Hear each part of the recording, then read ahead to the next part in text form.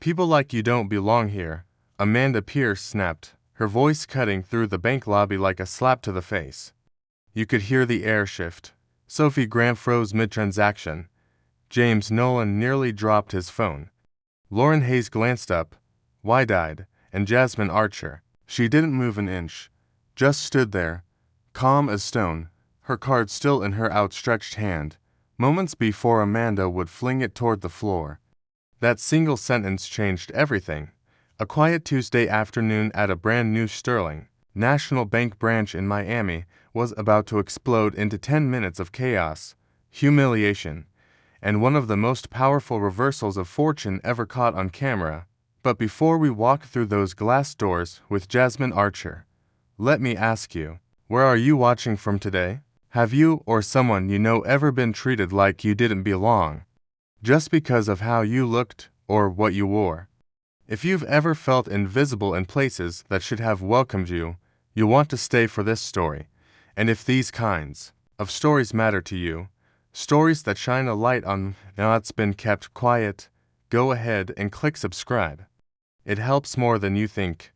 And if you feel like someone needs to hear this, give that like button a little nudge. Now then, it's 3:08 p.m., Miami heat pressing through the windows, and Jasmine Archer is about to walk into the branch she partly owns, wearing nothing but a simple navy blazer and her truth. She wasn't flashy. That wasn't her style. 42. Sharp, self-made, and born right here in Miami, Jasmine Archer walked into that branch not to draw attention, but to investigate it. She'd been following anonymous complaints posted online, claims that this new branch was quietly deciding who mattered based on their shoes, their watches, their skin. It wasn't policy. It wasn't written anywhere, but it was happening. And as CEO of the bank, with a personal ownership stake of 25%, Jasmine didn't come to make a scene. She came to see the truth for herself. She stepped in. No one greeted her. No one offered help. The manager, Derek Lawson, didn't even lift his eyes from his screen. When she approached the counter, he waved her off without looking. You'll have to wait your turn, he muttered flatly. No name asked, no ID taken, just an order to sit down and stay quiet. And so she did. 3 minutes later, in walked Richard Ward, white, well-dressed, flashy Rolex, loud voice. Instantly, the air changed. Derek sprang up like a stagehand called into action. Mr. Ward, welcome back. Sir, the private room is ready. Can I get you a cold drink? Coffee. Amanda grinned from her post at the counter and purred.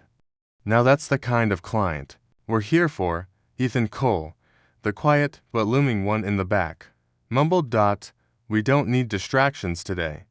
Jasmine clocked every word, every pause, every look, and every choice. She texted her assistant, Olivia Tate, get down here, quietly, and bring your badge. Olivia replied in seconds, already on the way. Meanwhile, Sophie, the only one who seemed to notice what was happening, leaned toward Derek. She's been waiting, she whispered. Shouldn't we help her? Derek scoffed. Amanda rolled her eyes. She doesn't look like a priority, she muttered. That's when Jasmine stood, calm, polite, measured. I'd like to make a withdrawal, she said. Derek looked up sharply. How much? 500,000, she said without blinking. And just like that, the room snapped to attention. Amanda's laugh came first, short, mocking. Prove you're legit, she said. Derek frowned. I'm flagging this as suspicious.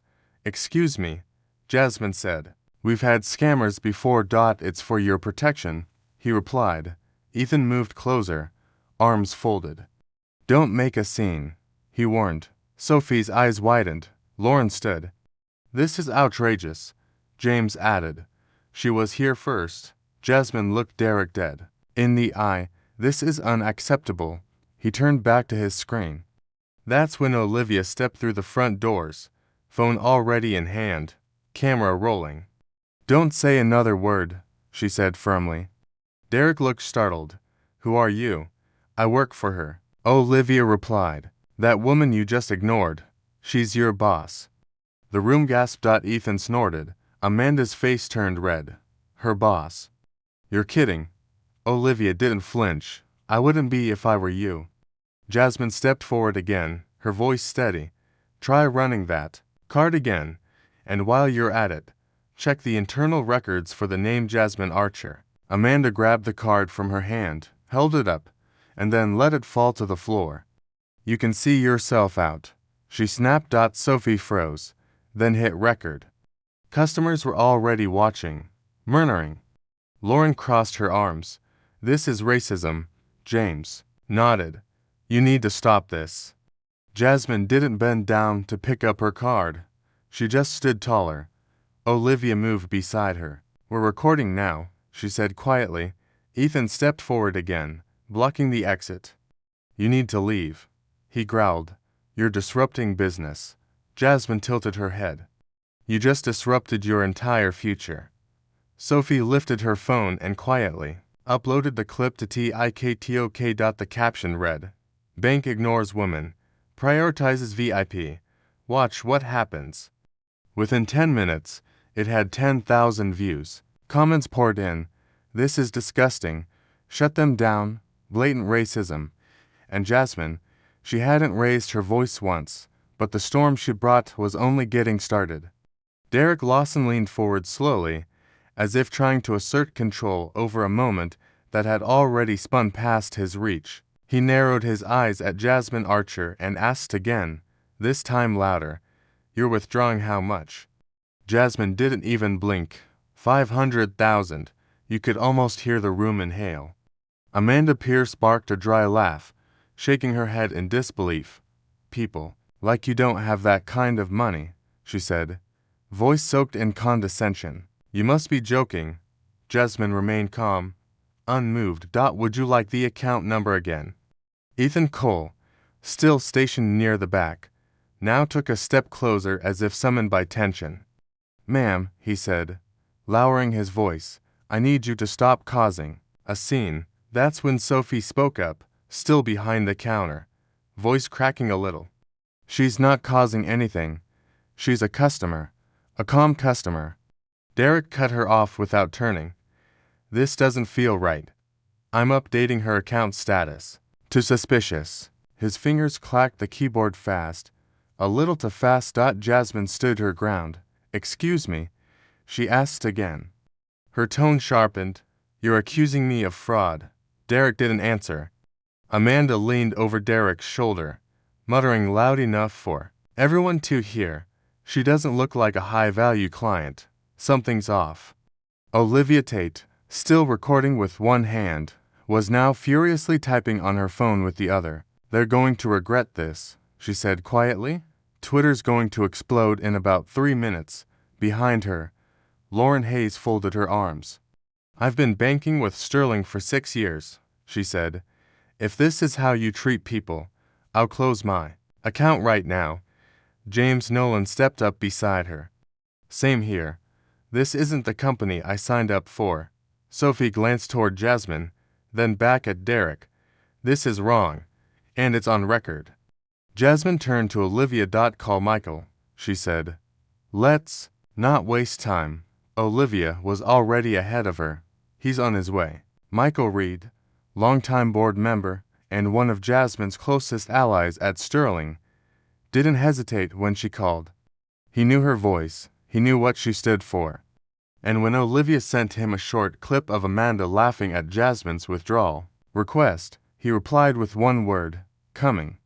As Jasmine waited, the branch's unease was turning into open division. Half the staff looked tense. Sophie looked defiant. The other half, Derek, Amanda, and Ethan, looked angry, flustered, and defensive. You think walking in with a fake story and a camera is going to scare us?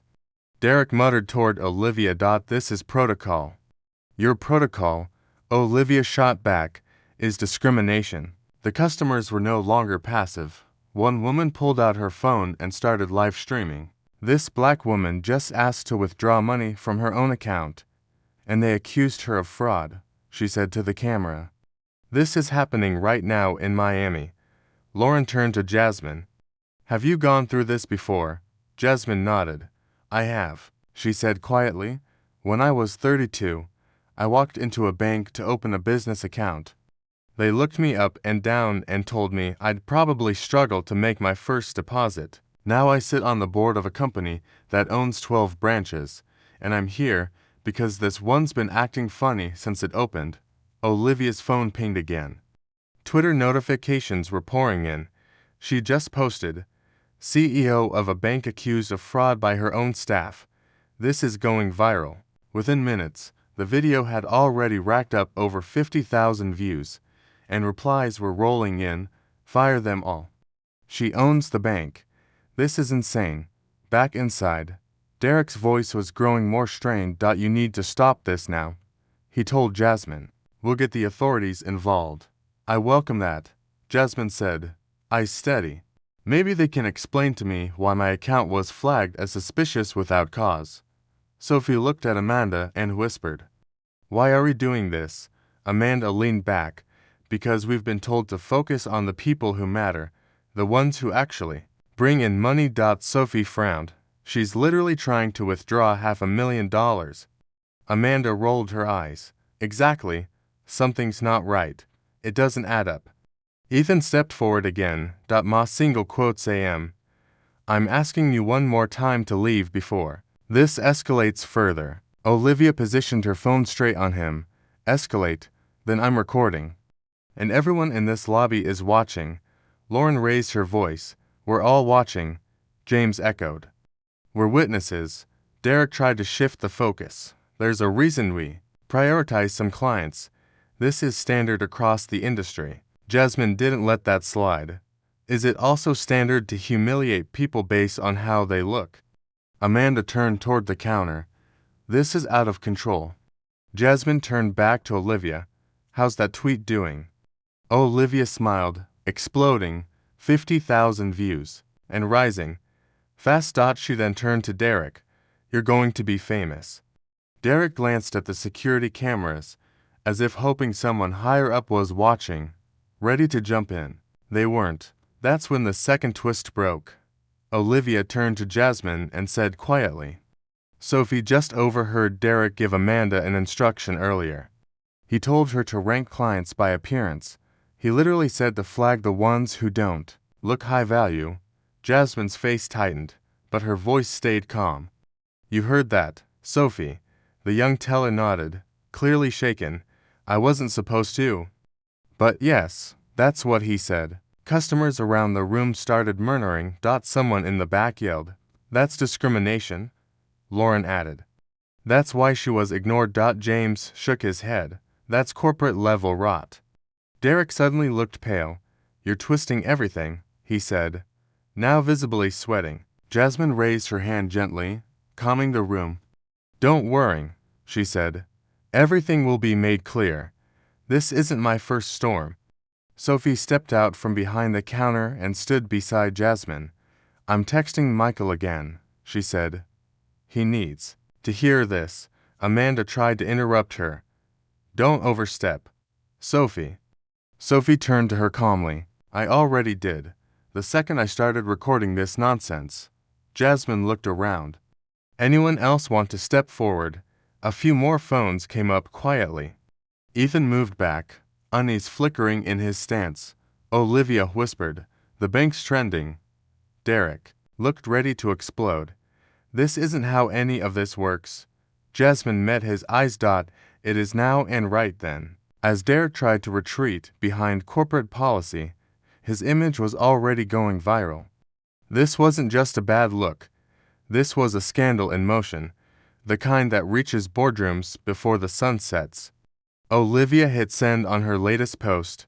CEO accused of fraud in her own bank. Cameras rolling. You're watching history. Sophie Grant gasped when her screen blinked red. Jasmine's account had just been quietly altered. Someone had blocked large transactions from going through. Not just flagged, but completely frozen. And it wasn't a system glitch, it was manual. Sophie clicked into the internal log. Derek's initials were right there. She looked over her monitor. heart pounding. You blocked her account? She asked in disbelief. Derek barely turned his head. It's for safety. She can wait. Sophie looked at Jasmine, who hadn't heard yet. She was standing at the front of the line, now, patiently holding her corporate card, clearly hoping logic would win out. Ma'am, Sophie started softly, your account's been tampered with. But before she could finish, Amanda snatched the card from Jasmine's hand again, this time with no ceremony, and hurled it onto the floor at Jasmine's feet. We told you to leave, she snapped. Stop disturbing our VIPs. A hush fell over the lobby. The card clattered once on the tile and then lay still, ignored. Jasmine didn't move. She didn't bend down to pick it up. Olivia inhaled sharply. Lauren Hayes whispered, My God. James Nolan stepped forward and said, loud enough for everyone to hear, You throw a customer's card on the floor now. Really? Amanda's mouth twitched, but she said nothing.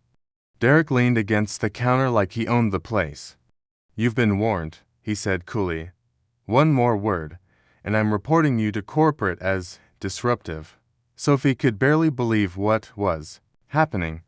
She picked up her phone again, now filming with a shaky hand, tears of frustration brimming in her eyes. This wasn't just bias, it was humiliation, targeted, deliberate, and Jasmine was standing in it like a storm-proof wall. Olivia stepped beside her again, phone held high. Keep recording, Jasmine said quietly. We're not done. Ethan Cole, still looming in the back like a security guard with something to prove, took a step toward Jasmine. I told you once. Get out, Sophie called out. You can't treat her like this. Ethan turned, eyes sharp. Stay in your lane, Sophie. But it was too late. Customers had already started to move. Lauren placed herself next to Jasmine, clutching her purse. Close. James came around to her other side. We're not letting this happen, he said. You're going to treat her with respect. Jasmine calmly looked at Derek. Are you ready to lose your job? Derek didn't even flinch. You're not in charge here.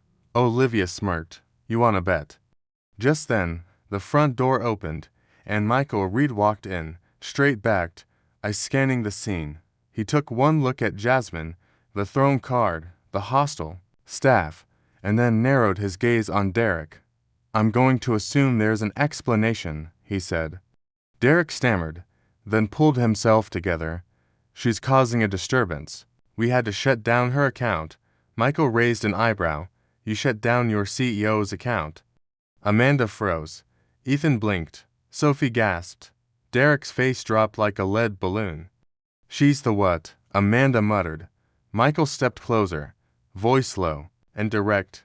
Jasmine Archer, CEO, partial owner, and your boss.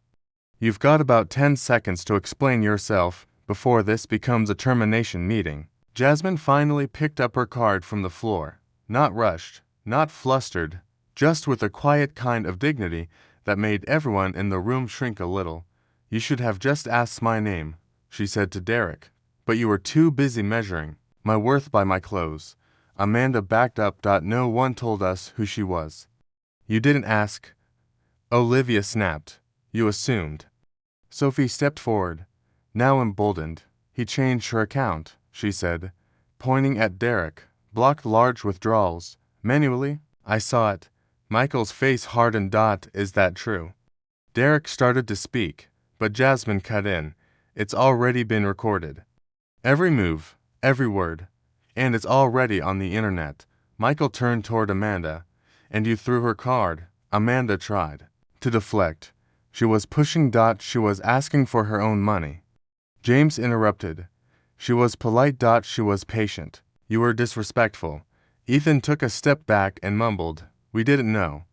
Olivia turned to the growing crowd. But you treated her like she was nothing. That's what matters, Lauren added. This isn't just bad customer service. It's personal. Derek suddenly burst out. This isn't what it looks like. She didn't look like someone important. Silence. Pure silence. Michael exhaled through his nose, slow and deliberate. Say that again, he said. I dare you. Derek opened his mouth. then closed it. Sophie stepped in once more, this time her voice firmer than ever. He told Amanda earlier to prioritize people who look high value. I overheard it. I didn't want to believe it. But, she trailed off, shaking her head. Michael turned back to Jasmine. It's your call. Jasmine didn't hesitate. I'm not leaving. They are, Amanda sputtered. Wait, we're being fired. Olivia was still filming live, right now, she whispered. 500,000 people are watching this clip. Jasmine turned towards Sophie. Thank you for speaking up. Sophie looked stunned. I just couldn't stay silent. That's leadership, Jasmine said softly. Amanda turned pale. Derek slumped onto the stool behind the counter like the wind had gone out of him. This isn't fair, he mumbled. You did this to yourself, Lauren said. We all saw it. By now, customers were cheering. Some clapped. One woman from the back shouted, "You go, Queen." Jasmine remained composed. She glanced around and said, "You all deserve better. This isn't about just me. This is about every person who ever walked into a place they were supposed to belong and got told to wait in the corner." Olivia handed her a tablet, showing the latest view count, over 200,000 views in under an hour. Sophie uploaded a new clip, Amanda throwing the card, Jasmine standing still, and Olivia declaring her the CEO. The caption read, "Bank throws woman's card, kicks her out, then finds out she's the CEO." It didn't take long for the comments to pour in. "This is racism. I'm done with Sterling. She's about to win everything." Ethan tried one last time to save face. "Can't we talk this out?" Jasmine turned to him. "You blocked my exit. You watched me get humiliated. What's left to talk about?" He didn't answer. He couldn't. Michael stepped in again. "Jasmine, what do you want to do next?" She looked over at Sophie. "Get ready to be promoted." Then she looked at Olivia. "Start prepping the public statement." And finally, to Derek, Amanda, and Ethan, "Go wait in the conference room. Security will escort you out." Amanda turned to Derek in disbelief. "You told us to do this." Derek didn't reply, but everyone knew the truth, and now, the whole world would too. The room had reached a boiling point. Derek Lawson's voice was now brittle with desperation as he barked at Amanda and Ethan. "Remove her. Escort her out now."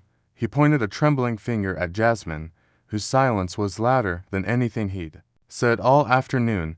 Amanda hesitated, but Ethan stepped forward like he still believed he had some authority left to swing around. "Let's go," he growled. Jasmine didn't move an inch. Olivia raised her phone slightly and said clearly, "Touch her and I swear, you'll be the face of every headline by sunset." Ethan froze. Derek, now red-faced and sweating, spun towards Sophie. "Give me that phone. You're not allowed to film inside a financial institution. This is illegal." He reached across the counter, trying to snatch the device from her hand, but James Nolan stepped between them with surprising speed. "You lay one hand on her," James warned, voice low and firm, "and I'll make sure you spend tonight in a holding cell." Derek's arm hovered midair for a moment before retreating slowly around them. The lobby had become a stage, and every customer was now an audience member, watching in real time as a drama they never expected to witness unfolded before their eyes. Lauren Hayes stepped up beside Jasmine and said firmly, "She's not going anywhere." "You are," Olivia smiled tightly, "and you're viral now.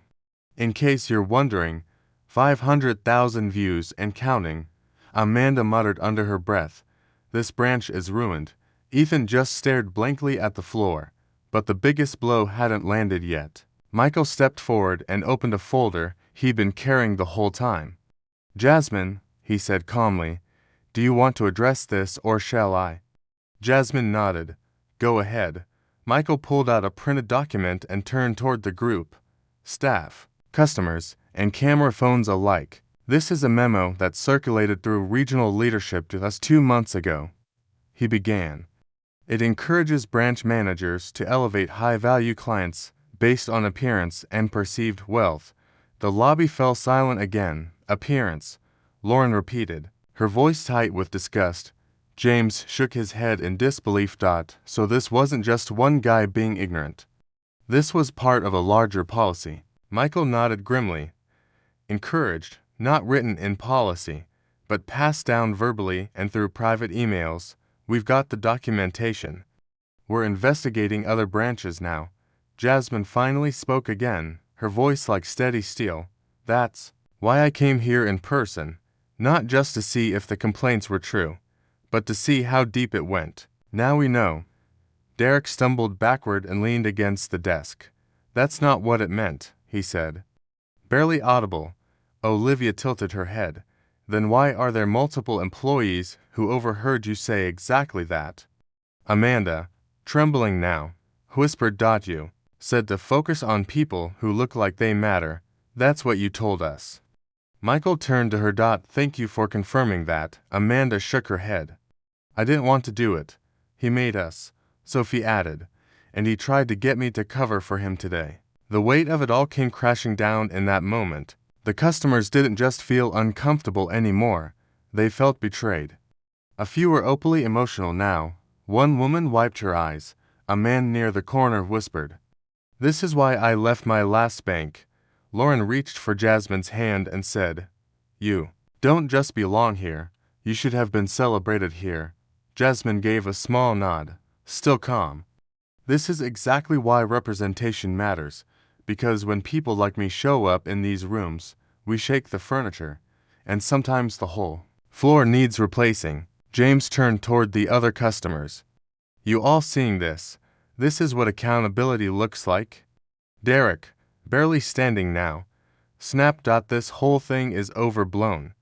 Michael cut him off. "You falsified account access, you profiled a co-owner of this company, and you tried to physically intimidate staff and customers. You're done, and you'll be hearing from legal." Ethan tried to defend himself again, but his words were empty now. "I just followed directions," he mumbled. "I was doing my job." Olivia's camera turned toward him. "Your job was to protect the integrity of this place, and you failed."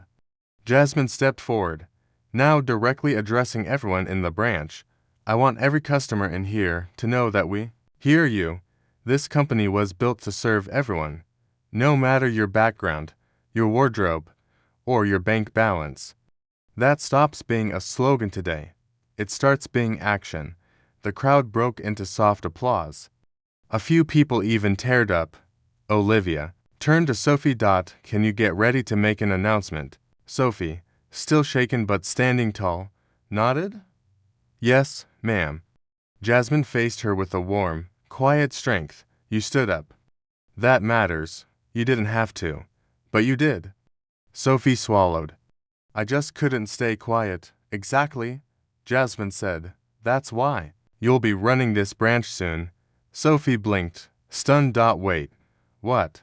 "Effective immediately," Jasmine confirmed. "We'll talk logistics later." Derek opened his mouth again, weakly. "This isn't fair." Olivia interrupted him, finally turning off her camera. "Fair is you walking out of here with your belongings instead of in handcuffs." Michael signaled security, and two uniformed guards entered the branch from the side hallway. "Escort them to the conference room," he said. "Let them sit in silence for a while." Amanda hung her head. Ethan walked stiffly behind her. Derek had to be nudged by one of the guards, and just like that, the toxic trio disappeared behind a door they once controlled. Jasmine watched them go without saying a word. She didn't need to. Their careers had ended the moment they decided to see her as a problem instead of a partner. Lauren leaned over and whispered to James, "You think this will be on the news?" James chuckled. "It already is." Sophie's next post hit Twitter, just as the door closed behind Derek. The video clip featured the exact moment Michael revealed the appearance-based memo. The caption read, "Corporate memo encourages profiling. CEO shows up in person. Chaos follows." Within minutes, it was retweeted over 10,000 times. Olivia smiled as the notifications rolled in. "We're trending nationwide. Jasmine turned to Michael. Get the board ready. We'll need a full review first thing in the morning. Michael nodded. Already working on it. Jasmine turned to the crowd one last time. This isn't just about firing bad staff. It's about rebuilding the whole system. One that doesn't reward assumptions, but serves with respect. And with that, she led the way into the back office, not as someone who had been humiliated, but as the leader who had walked straight into the fire and came out commanding the room. Michael Reed stood tall in front of the lobby, voice clear and commanding, as he addressed everyone still watching. Ladies and gentlemen, allow me to formally introduce the person many of you are denied the decency to respect today. Jasmine Archer, CEO of Sterling Bank, and 25% owner of this entire institution. The room erupted, not in chaos, but in relief. Applause burst out from customers, from Sophie, from strangers who now felt like witnesses to a reckoning. Jasmine stood still for a moment, letting the weight of that announcement settle like sunlight. Through a storm cloud, Amanda staggered back as if the words had hit her in the chest. "No," she whispered. "This isn't real." Derek, still sulking at the edge of the conference room doorway, tried to step forward, hand half raised like he could rewrite the past 5 minutes. "This is a mistake," he stammered. "You set us up." Jasmine didn't even turn toward him. She looked at Olivia and said calmly, "Begin termination proceedings. Effective immediately. Derek Lawson, Amanda Pierce, Ethan Cole." Olivia nodded, already unlocking the executive dashboard on her tablet. Eric finally broke. "This is a lie. You can't do this," he shouted. "I built this branch from the ground up." Jasmine turned her head just slightly and said without emotion, "You built it on rotten wood." Amanda dropped into a chair, face pale.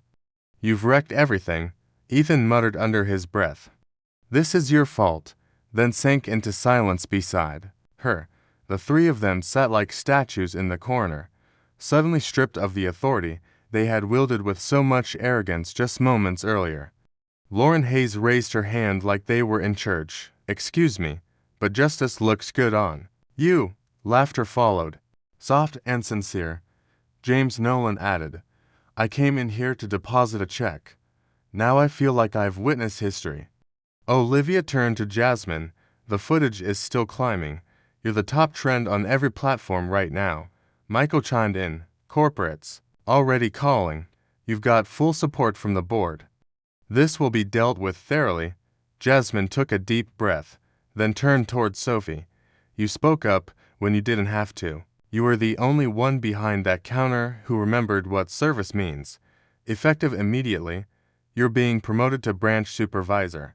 Sophie blinked, mouth open. "Wait, me?" Jasmine nodded. "You led with integrity. That matters, and we're going to rebuild this branch around people who believe in fairness, not just sales targets." Sophie looked down, then back up, visibly moved. "Thank you. I just couldn't let it happen like that." Jasmine gave her a warm smile. "That's exactly why you're the right person." Behind them, Amanda let out a bitter laugh. "You think this fixes everything? You think this makes you a hero?" Jasmine turned slowly. "I'm not interested in being a hero. I'm interested in ending the silence that allowed people like you to thrive." Amanda stood, wobbling slightly. "He made me do it. Derek said if I didn't follow his lead, I'd be out within a month." Jasmine raised a brow. "So, you targeted people who didn't look like VIPs." Amanda's voice broke. "We were told to focus on the right kind of clients, people who brought an image." Jasmine turned to Olivia. "Get that on record." Olivia, still filming, nodded. "Already did." Derek growled from the side. "She's lying." Sophie snapped. "No. You told her. You told all of us, and you tried to get me to lie about it too?" Amanda turned towards Sophie. "I'm sorry," she whispered, a sliver of something human cracking through her voice. Jasmine didn't answer. Right away, she just looked at each of them, Derek, Amanda, Ethan, and let the silence stretch, not out of cruelty, but because sometimes silence tells the truth louder than than words ever could.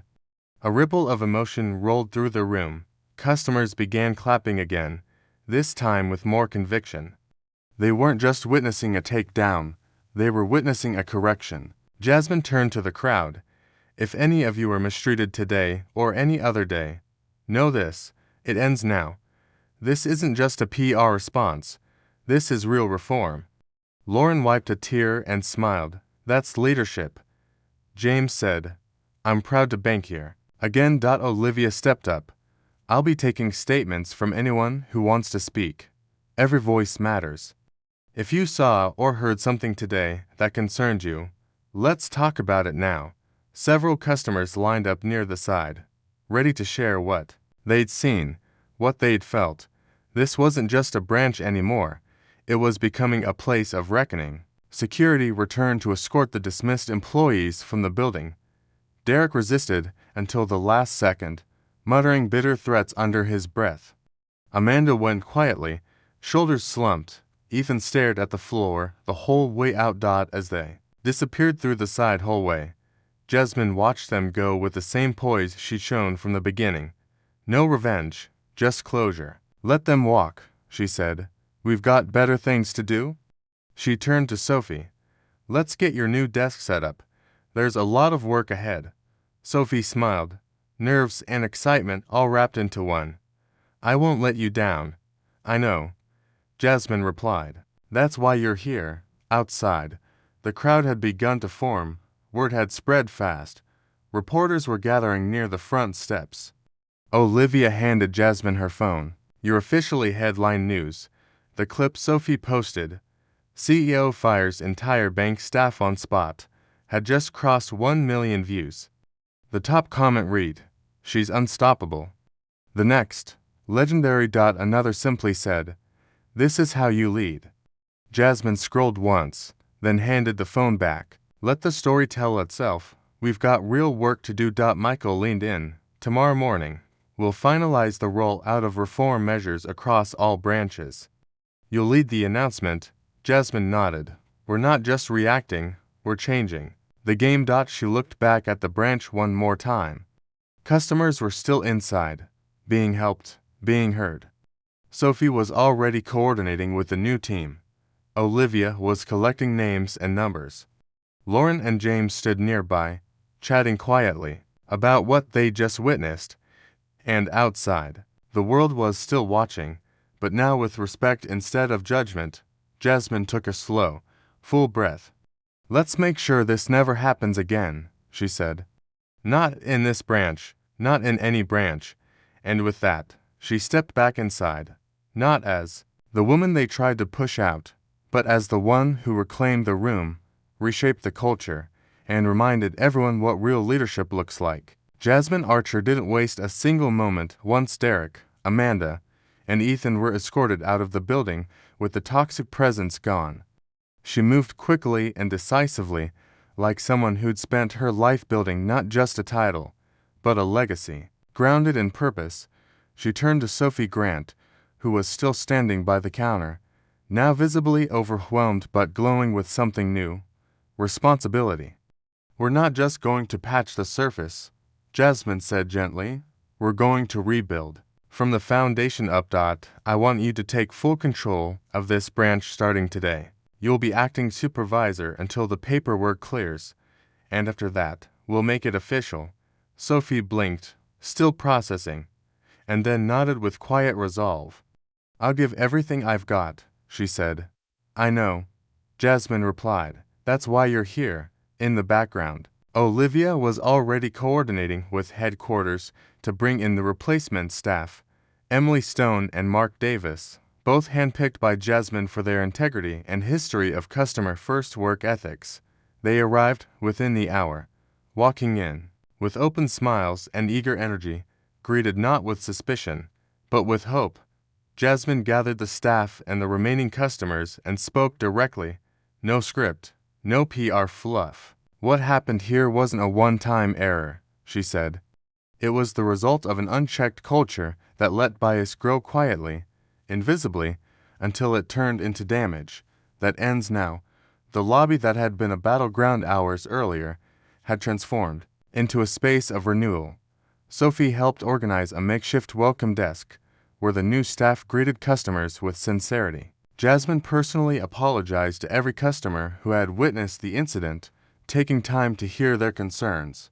Lauren and James, who had stood by her from the start, stayed to help guide others and share what they'd seen. "We just want to help," Lauren said. "Today meant something." Jasmine nodded. "And your voice helped make it happen." Across the room, Olivia began documenting every complaint, every concern, turning the chaos of the day into a roadmap for the future. Michael Reed returned from a brief call with corporate and gave Jasmine a firm nod. "The board's behind everything. Full investigation approved. We'll be issuing a formal statement and internal audit by morning." Jasmine looked around. "Make sure it's not just a formality. This branch becomes the model. If we can root out bias here, we can do it anywhere." But just when it seemed like the storm had passed, Sophie approached Jasmine with a tight expression. "There's something else you need to know," she said. Jasmine turned. "What is it?" Sophie lowered her voice. "While I was helping transfer files from Derek's computer, I found a training document, not official policy, but notes from a regional supervisor. It encouraged staff to profile by presentation, favor clients who fit the brand, and quietly redirect low-yield walk-ins." Jasmine's jaw tightened. "Do we have a name?" Sophie nodded. "Jackson Lee. He's the one who visited us during orientation last month. He told Derek to focus on people who make the branch look successful." Jasmine paused, then gave a slow, deliberate nod. "Then this doesn't stop at Derek. It goes higher." Olivia immediately flagged it and sent it to Michael. He took one look and said, "We're expanding the audit region-wide." Inside, the shift was palpable. Customers weren't just sticking around out of curiosity. They were engaging. They were staying because something rare had just happened. Accountability didn't come from a press release. It walked in the front door and spoke face to face. As word spread, the once cold atmosphere of the bank began to warm. An elderly couple that had been watching quietly from the corner approached Jasmine. "My husband and I have been banking with Sterling for 30 years, the woman said softly. "We've never seen anything like this." Jasmine placed a hand over hers. "And you shouldn't have had to," she called over Olivia. "Make sure they get follow-up from me personally. Let's invite them to the customer advisory panel." Olivia nodded, already typing. Meanwhile, Derek, despite being removed, had not gone quietly. He had taken a seat just outside the front doors, visible through the windows, arms crossed like he was daring someone to confront him. "You want to call security again?" Olivia asked, glancing at Jasmine, but Jasmine shook her head. "No need.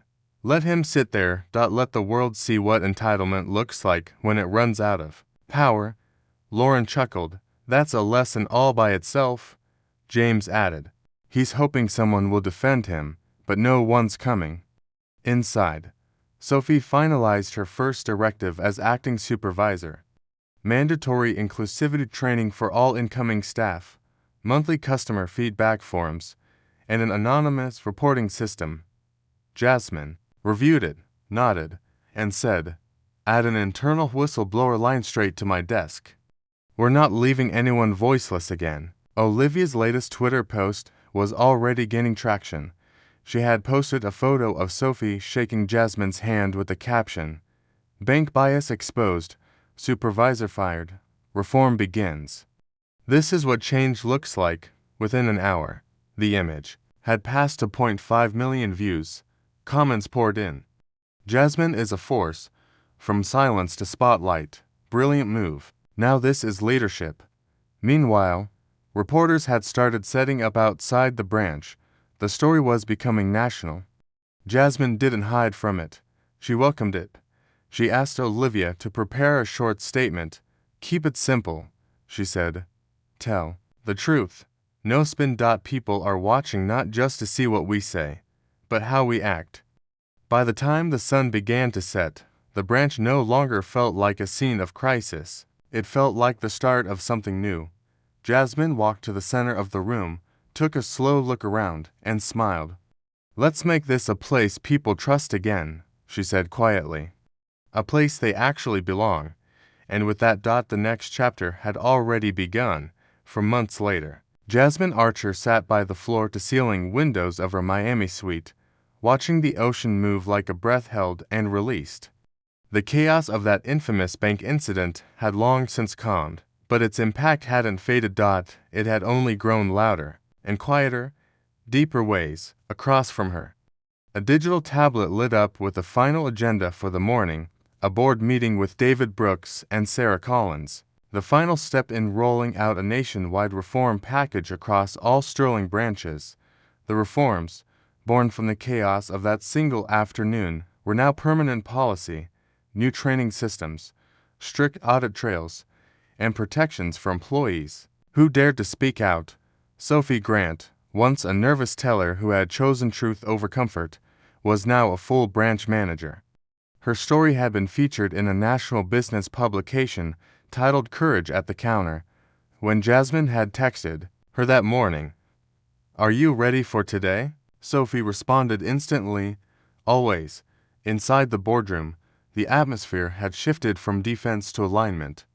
David, a longtime chairman, raised his coffee and said, "This is the kind of leadership we talk about but rarely witness in action." Sarah added, "We don't just owe you an apology.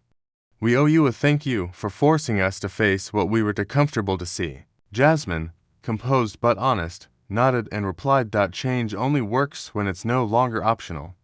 The meeting closed with unanimous approval for her company-wide directives. A press release would go out that afternoon, not celebrating the company's growth, but owning its failure and its recovery. "This isn't about saving face," Jasmine had insisted. "It's about saving trust." Outside the boardroom, the Miami branch had become a symbol of what transparency could look like in real time. Lauren Hayes, once a bystander, now volunteered twice a week at the branch's community desk, helping new customers navigate their accounts and financial planning. James Nolan had been invited to speak at a town hall on consumer dignity, standing alongside Sophie to talk about the importance of allyship, and Olivia Tate, still by Jasmine's side, had taken on a larger role in public affairs, ensuring that the brand voice was never louder than the actual work being done behind the scenes. "You changed the company," Olivia had said one night after a long meeting, but Jasmine shook her head. "No," we held up a mirror. "The company chose to change." Back at the suite, Jasmine reflected on all the quiet battles that led to that one loud moment. She remembered her first account denial at 32. She remembered walking into rooms where her title felt invisible, and she remembered that moment Amanda threw her card on the floor. How every ounce of humiliation had turned into fuel, accountability, and anger. She'd once told a journalist, "It's clarity." That clarity had lit the path forward, not just for herself, but for every employee who had been afraid to speak, and every customer who had been made to feel small. Later that day, Jasmine stood quietly outside the Miami branch, greeting customers one by one. Smiling genuinely at familiar faces, a small group had gathered, not with protest signs, but with thank you notes, flowers, and quiet gratitude. One elderly man handed her a letter. "I never thought I'd see a bank own up to anything," he said, "but you proved me wrong." She held the envelope carefully and said, "We still have work to do." Nearby, Olivia received a ping. Sophie's latest TikTok video had just hit 5 million views. The caption, "CEO transforms bank after scandal. Watch what happens next." The top comments read, "Jasmine's changing everything. This is what leadership means. Hope lives here."